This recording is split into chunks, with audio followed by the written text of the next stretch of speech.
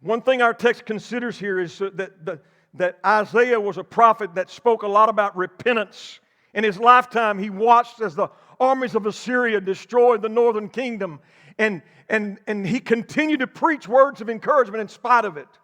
And he continued to preach out the gospel, and as he was preaching and teaching, he was being besieged by Assyrian troops. And though the enemy was all around him, several 100,000 troops surrounding them, it appeared they were all in major despair. Isaiah at this time had the trust and the confidence of a man called King Hezekiah. And King Hezekiah admonished him to keep the faith. Jerusalem had reached the end of its rope. The enemy was in front of them. Death seemed certain. The resources were depleted. The food supply was gone. The soldiers were fatigued and tired and weary.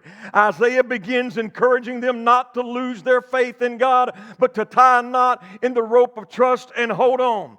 Though the circumstances, he was ridiculed and began to say these words. Every child of God understands. We understand what it means to be surrounded by problems and not much hope in sight.